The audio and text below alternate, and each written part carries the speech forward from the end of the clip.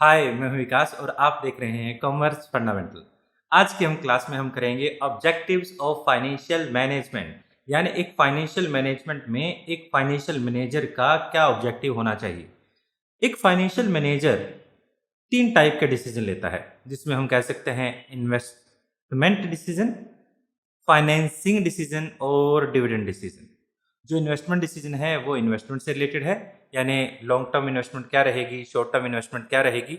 और जो financing decision है वो हमारे फाइनेंस से रिलेटेड डिसीजन है, मीन्स हमारे जो सोर्सेज ऑफ फाइनेंस है वो क्या रहेंगे। और डिविडेंड डिसीजन जो है वो डिविडेंड से रिलेटेड डिसीजन है कि हम किस तरह से डिविडेंड दें, यानी शेयर होल्डर को डिविडेंड दें या ना दें। हम ऑब्जेक्टिव्स की बात जब हम कर रहे हैं, एक फाइनेंशियल मैनेजर इन तीन टाइप के डिसीजन को लेते वक्त कौन सी बात को अपने दिमाग में सबसे ऊपर रखेगा, और जो बात दिमाग में सबसे ऊपर रखी जाएगी इन सभी टाइप के डिसीजन को लेते वक्त, उसी को हम कहेंगे ऑब्जेक्टिव ऑफ फाइनेंशियल मैनेजमेंट, यानी एक फाइनेंशियल मैनेजर का ऑब्जेक्टिव। और जब भी हम ये तीन टाइप के डिसीजन लेते हैं, हम ये देखते हैं कि जो हमारा मेन फोकस रहे वो सर्व करना रहे हमारे ओनर्स को, यानी शेयर होल्डर को सर्व करना रहे। और इस तरह से हमारा जो ऑब्जेक्टिव रहता है, मैक्सिमाइजेशन करना होता है हमारे शेयर होल्डर की वेल्थ को, यानी फाइनेंशियल मैनेजर का जो मेन ऑब्जेक्टिव होता है वो मैक्सिमाइजेशन करना है हमारे शेयर होल्डर की वेल्थ को। तो हम यहाँ पर हमारे शेयर होल्डर की वेल्थ को मैक्सिमाइजेशन करना चाहते हैं। ये ही ऑब्जेक्टिव क्यों है, कोई और ऑब्जेक्टिव क्यों नहीं है, समझते हैं इस बात को। जब हम वेल्थ मैक्सिमाइजेशन की बात कर रहे हैं तो इस अप्रोच के अकॉर्डिंग जो ओनर्स इंटरेस्ट है, यानी हमारे शेयर होल्डर का इंटरेस्ट है, शेयर होल्डर का हित है, उसको सबसे ज्यादा ध्यान में रखा जाता है एक फाइनेंशियल मैनेजर द्वारा। और जब हम ऐसी बात करेंगे तो जो वेल्थ मैक्सिमाइजेशन है वो ही देखा जा सकता है रियल ऑब्जेक्टिव है फाइनेंशियल मैनेजर का। तो हम ये कह सकते हैं wealth maximization is a real objective of financial manager. तो ये वेल्थ मैक्सिमाइजेशन है क्या, हम समझते हैं इसको। Wealth maximization means increase the capital invested in the business by the share holders. Share holders जो है, जिनके पास, जो शेयर होल्डर के पास जो कैपिटल इन्वेस्टेड है उसकी वैल्यू को बढ़ाना, यानी मार्केट प्राइस जो होता है उसको बढ़ाना। कह सकते हैं market price of the share is the index of capital invested. वो इंडेक्स है, अगर मार्केट प्राइस बढ़ेगा तो कैपिटल इन्वेस्टेड ऑटोमेटिकली बढ़ जाएगी, और मार्केट प्राइस कम होगा तो कैपिटल इन्वेस्टेड भी कम हो जाएगी। तो इसको चेंज किया जा सकता है मार्केट प्राइस की वैल्यू को इंक्रीज और डिक्रीज कर कर। अगर मार्केट प्राइस बढ़ते हैं तो वेल्थ इंक्रीज होगी, और मार्केट प्राइस कम होते हैं दूसरी तरफ तो वेल्थ जो है ऑटोमेटिकली हमारी एडवर्सली इफेक्ट करेगी। तो इसको हम कैसे चेक कर सकते हैं, देखिए एक नीचे फार्मूला लिखा गया है, share holders current wealth in a company is equal to number of share multiply by market price of share.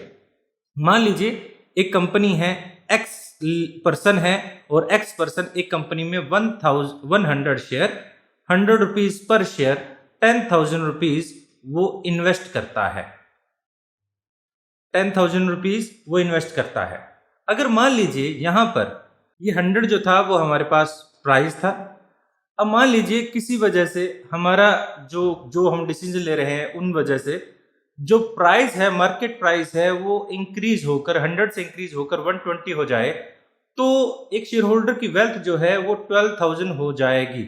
इस तरह से हमने 2,000 उसकी वेल्थ को इंक्रीज कर दिया है। 2,000 इसकी वेल्थ को हमने इंक्रीज कर दिया है, 2,000 वैल्यू इंक्रीज हो गई। और दूसरी तरफ अगर प्राइस कम होकर 80 हो जाते तो हमारा 8,000 इन्वेस्टमेंट हो जाती। तो इस तरह से हमने 2,000 वैल्यू को डिक्रीज कर दिया है, यानी शेयर होल्डर की वैल्यू को हमने डिक्रीज कर दिया है, शेयर होल्डर की वेल्थ को डिक्रीज कर दिया है।